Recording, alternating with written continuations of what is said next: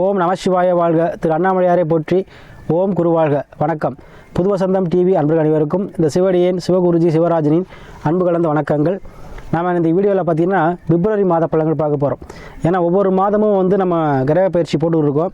ஏன்னா எந்தெந்த விஷயங்கள் நடக்க போகுது ஒவ்வொரு ராசிக்கும் அப்படிங்கிற பற்றி. அதனால் இந்த வீடியோவில் பார்த்திங்கன்னா பிப்ரவரி மாத பலன்கள் ஒரு ராசிக்கு பார்க்க இருக்கோம். வாங்க அதை பற்றி விரிவாக்கம். அந்த வகையில் நான் பார்க்கக்கூடியது சிம்ம ராசி. கம்பீரமான தோற்றமும் சிங்கமென கர்ஜிக்கும் சிம்மராசி அன்பர்களே. எப்படி சிங்கம் காட்டுக்கு ராஜாவாக இருக்கும் அதுபோல் இருக்கிற இடத்துல ராஜாவாக இருக்கணும் அப்படின்னு நினைக்கக்கூடிய சிம்மராசி அன்பர்களுக்கு நீங்கள் நினைத்தது போலவே ராஜாவாகக்கூடிய யோகத்தை இந்த பிப்ரவரி மாதம் கொடுக்க போகுது. ஏன்னா உங்கள் ராசிநாதன் சொல்லக்கூடிய சூரிய பகவான் புதன் பகவானோட சேர்ந்து 6ஆம் பாவத்தில் இருக்கார், உத்தியோகஸ்தானத்தில் இருக்கார். பொதுவாக மாத பலன்கள் எடுத்துக்கிட்டிங்கன்னா இந்த மாதத்தில் உங்கள் ராசிநாதன் எந்த கிரக சேர்க்கையோடு அமைந்திருக்கோ அந்த எண்ணங்களை கொடுக்கும், அதை செயல்படுத்தும். சரிங்களா? அதனால தான் நான் இந்த மாத பலன்கள் பார்த்தீங்கன்னா ஒரு மாத பலன்னு சொல்லும்போது உங்களுக்கு எந்த மாதிரி சிந்தனை உருவாக்கும், எந்த மாதிரி எண்ணத்தை கொடுக்கும் அப்படின்னு நம்ம சொல்ல போகிறோம். இப்போ ராசிநாதன் 6ல் இருக்கிறார், ப்ளஸ் சூரியன் புதனோட இருக்கிறார். அப்போ 6ஆம் பாவங்கிறது என்ன? உத்தியோகம். 6ஆம் பாவங்கிறது நோய். 6ஆம் பாவங்கிறது கடன். அப்போ உத்தியோகம் சார்ந்த விஷயத்தில் யார் யாருக்கெல்லாம் உத்தியோகத்தில் பிரச்சனை, சாமி வேலை கிடைக்கல, வேலையை விட்டுட்டேன், வேலை கிடைக்குமா, இல்லை வெளிநாடு போகலாமா அப்படின்னு யார் யாரெல்லாம் யோசிச்சுட்டு அவங்களுக்கு உத்தியோகம் சார்ந்த விஷயங்களை இந்த மாதம் கை கொடுக்கும். அப்போ உத்தியோகம் கை கொடுக்கும் அப்படின்னா உங்களுக்கு ஆட்டோமேட்டிக்காக கடன் பிரச்சனை தீரும். அந்த கடன் பிரச்சனை உங்களுக்கு தீரக்கூடிய மாதமாக இந்த மாதம் இருக்கும். அதே போல் நீண்ட காலமாக மருத்துவமனையில் இருக்க சாமி, நீண்ட காலமாக மாத்திரை சாப்பிட்றேன், எவ்வளவோ கோயில்களாக சுற்றிட்டேன், உடல் சரியாகலை, இந்த மாதம் சரியாகாமல் நினச்சிக்கிட்டு இருக்கேன், கடவுளை தான் நம்பிக்கிட்டு இருக்கேன்னு சொல்லக்கூடிய சிம்மராசி நம்ம யாராக இருந்தாலும் சரி, அவங்களுக்கு இந்த மாதத்தில் உடல்நிலையில் இருந்த பிரச்சனையை தீருங்க. எப்படி சாமின்னா குரு பார்க்க கோடி நன்மை. அப்போ ஒருத்தர் ஏன்னா குரு ஒருத்தர் கிடச்சிட்டாருனாவே அவருக்கு எல்லா பிரச்சனையும் தீந்துடும். அப்போ குருவே பார்க்குறார், உங்களை என்ன பண்ணுறார்? மேசராசியிலிருந்து குரு பகவான் 5ஆம் பார்வையாக உங்களை பார்க்குற. 5ஆம் பார்வைங்கிறது விசேஷ பார்வை, பூர்வ புண்ணிய பார்வை. அதாவது போன ஜென்மத்தில் நீங்கள் செஞ்ச புண்ணியத்துக்கான பார்வை தான் 5ஆம் பார்வை. 9ஆம் பார்வை அப்படிங்கிறது பாக்கியஸ்தான பார்வை. சரிங்களா? பாக்கியனா இந்த உலகத்தில் நீங்கள் செய்ய போகக்கூடிய புண்ணியத்தை கொடுக்கக்கூடிய குரு பகவான். அப்போது இந்த பாவத்தில் இந்த ஜென்மத்தில் செய்யக்கூடியதை குரு பகவான் உணர்த்துவார். இதை செய்ய, இந்த புண்ணியத்தை செய்யணும் உணர்த்துவார். அதான் 9ஆம் பார்வை. 9ஆம் பார்வை தான் விசேஷம். இப்போ 5ஆம் பார்வை உங்களை பார்க்கும்பொழுது நீங்கள் போன ஜென்மத்தில் செஞ்ச புண்ணியத்தின் பலனை இப்போ குரு பகவான் கொடுப்பார்.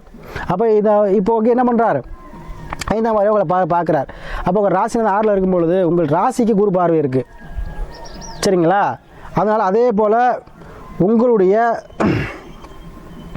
5ஆம் பாவத்துக்கும் என்ன பண்ணுறார்? 9ஆம் பார்வையாக பார்க்குறார்.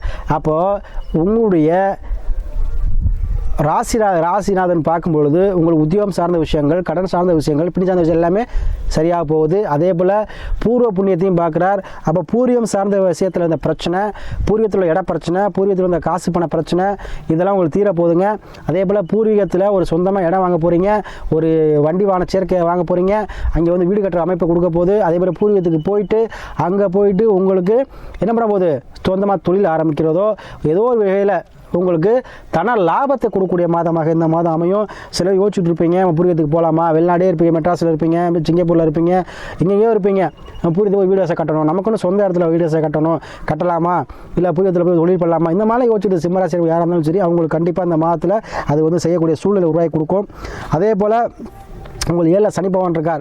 அப்போ திருமணம் ஆகாத யாராக இருந்தாலும் சிம்மராசி ஆணாக இருந்தாலும் சரி பெண்ணாக இருந்தாலும் சரி அவங்களுக்கு கண்டிப்பாக திருமணம் கண்டிப்பாக நடந்தே தீருங்க. ஏன்னா 2 வருஷம் உங்களுக்கு திருமண யோகம் தான். 2 வருஷம் கண்டிப்பாக நீங்கள் திருமணம் செஞ்சுருவீங்க. ஆட்சி பெற்ற சனியாக இருக்கிறார். அதனால் உத்தியோகம் செல்லக்கூடிய பெண்கள் அமையலாம், உத்தியோக ஆண்கள் சிம்மராசி யாராக இருந்தாலும் சரி உத்தியோகத்தில் இருக்கக்கூடிய செல்லக்கூடிய ஆணோ பெண்ணோ வாழ்க்கை துணையை அமைவாங்க. அதுவும் ப்ரைவேட்டாக தான் வரும். பொதுவாகவே சிம்மராசிக்கு 80% என்ன பண்ணுவாங்க? அந்நியத்தில் தான் பொண்ணு கிடைக்கும், பொண்ணு மாப்பிள்ளையோ அந்நியத்தில் தான் கிடைக்கும். கண்டிப்பாக உங்களுக்கு திருமணம் சார்ந்த விஷயங்கள் நடைபெறும். அதே போல் உங்களுக்கு 8ல் பார்த்தீங்கன்னா ராகு பகவான் இருக்கார். கண்டிப்பாக வெளிநாடு, வெளியூர், வெளிமாநிலம் கண்டிப்பாக நீங்கள் செல்லலாம். 8ல் ராகு இருக்கும்பொழுது வெளிநாடு, வெளிமாநிலம் சென்னீங்கன்னா உங்களுக்கு யோகத்தை கொடுத்துரும். கண்டிப்பாக செல்லக்கூடிய வாய்ப்பையும் யாரெல்லாம் செல்ல நினைக்கிறோம் உங்களாம் கண்டிப்பாக செல்லலாம். அதே போல் 9ல் குரு இருக்கார்.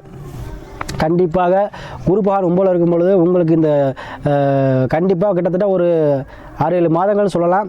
சரிங்களா? அதே போல் இந்த மாதத்துலேயும் சரி உங்களுக்கு தன வரவு, சேமிக்கக்கூடிய தன்மை, தன பாக்கியம் எல்லாத்தையும் கொடுக்கும். சரியா? அதனால் நீங்கள் இந்த சிம்மராசி நண்பர்கள் உங்களுக்கு வந்து அருமையான ஒரு மாதமாக இந்த மாதம் அமையும். அதே போல் குழந்தை பாக்கியம் கண்டிப்பாக கிடைக்கும். ஏன்னா செவ்வாய்க்குரிய நினைவு 5ல் இருக்கார். கண்டிப்பாக நிறைய பேருக்கு குழந்தை பாக்கியம் வந்து கிடைக்கும். நிறைய பேர் கோயிலுக்குள்ளே சுற்றி இருப்பீங்க, எவ்வளவோ பரிகாரம் பண்ணியிருப்பீங்க, குழந்தை பாக்கியம் இல்லை. ஏன்னா இந்த கண்டிப்பாக சொல்கிறேன், இந்த ஒரு மாதத்தில் யாராக இருந்தாலும் சரி கண்டிப்பாக குழந்தை பாக்கியம் இல்லாத கண்டிப்பாக குழந்தை பாக்கியம் கைமேல் பலனாக கிடைக்கும்.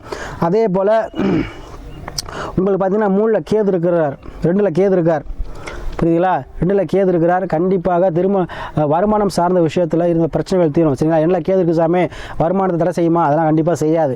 ஏன்னா குரு பார்வை இருக்கும்பொழுது கண்டிப்பாக கேது பகவான் ஒன்றும் பாதிப்பை கொடுத்துட மாட்டார். குரு பகவான் இருக்கிறார். கண்டிப்பாக உங்களுக்கு என்ன வருமானம் சார்ந்த விஷயத்தில், ஆன்மீகம் சார்ந்த விஷயத்தில் அதிகமாக நீங்கள் வந்து செலவு பண்ணுவீங்க.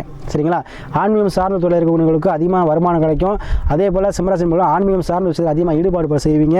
ஏற்கனவே நீங்கள் ஒரு கொடை வள்ளல். கண்டிப்பாக இந்த மாதத்தில் அதிகமான ஆன்மீகத்தை சார்ந்த விஷயங்களுக்கு அதிகமாக வந்து இன்னும் நன்கொடை வழங்குவீங்க. அதே போல் இந்த மாதம் தொட்டதெல்லாம் தொழக்கூடிய மாதமாக உங்களுக்கு இருக்குங்க. நீங்கள் என்ன இதெல்லாம் ஈடேறும். யார் யாரெல்லாம் பிஸ்னஸ் பண்ணணும், தொழில் தொடங்கலாமா, அதே போல் கடன் வழி இன்னும் பிரிஞ்சிருக்கோம் சாமி, சேரலாமா, கண்டிப்பாக சேர்ந்துருவீங்க. சரியா? என்ன எதாக இருந்தாலும் உங்களுக்கு கண்டிப்பாக கைவில கூடி வரும். அதே போல் சுக்கிரன் செவ்வாய் 5ஆம் பாவத்தில் இருக்கிறார். கண்டிப்பாக பூர்வீக இடம், பூர்வீக சொத்து பிரச்சனை, பூர்வீக இட பிரச்சனை, பூர்வீகத்தில் கோயில் பிரச்சனை, யார் குலதெய்வ பிரச்சனை எல்லாமே தீரக்கூடிய மாதம் அந்த மாதம் இருக்கும். அதே போல் டைவர்ஸ் ஆகிடுச்சாமே ஒன்று சேருமா, இல்லை டைவர்ஸ் ஆகிருக்கு மறுமணம் சேருமா, கண்டிப்பாக உங்களுக்கு டைவர்ஸ் திரும்ப மறுமணம் ஏற்படும். பிரிஞ்சு உங்களுக்கு ஒன்று சேருவாங்க. சரிங்களா? எல்லா பாக்கியமும் உங்களுக்கு சிம்மராசி நண்பர்களுக்கு கிடைக்கும். ஏன்னா இந்த உங்களுக்கு தான் கிரகங்கள் வந்து சூப்பராக இருக்குது. உங்கள் ராசிநாதன் 6ல் இருக்கிறார். கண்டிப்பாக உத்தியோகம் சார்ந்த விஷயங்கள் வந்து பிரச்சனைகள் கண்டிப்பாக உங்களுக்கு தீருங்க. எல்லா விஷயத்தையும் சமாளிக்கிற தன்மை உங்களுக்கு கொடுக்கும். சரியா? அதனால் இந்த சிம்மராசி நண்பர்களே 7ல் சனி இருக்கால ஒரே ஒரு எச்சரிக்கை என்னென்னா, இருட்டு ஏமம், அதாவது இருட்டு ஏமாத்த கொஞ்சம் பார்த்து போகணும், அவ்வளோதான். சரிங்களா? அதாவது 6 மணிக்கு மேலே எங்கிடும் ட்ராவல் பண்ண வேண்டாம்.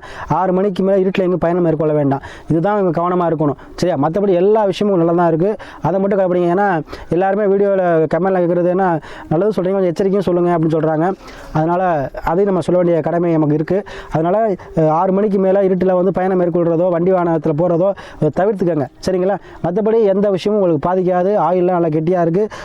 ஆயில் சாணம்லாம் ஒன்று பாதிக்கிற மாதிரிலாம் இல்லை. சரிங்களா? அதனால் அதுலேயும் உங்களுடைய சிம்மராசி என்பது யாராக இருந்தாலும் உங்களுடைய விதிஜாதத்தில் உங்கள் ராசினை எப்படி இருக்கான்னு பார்த்துக்கங்க.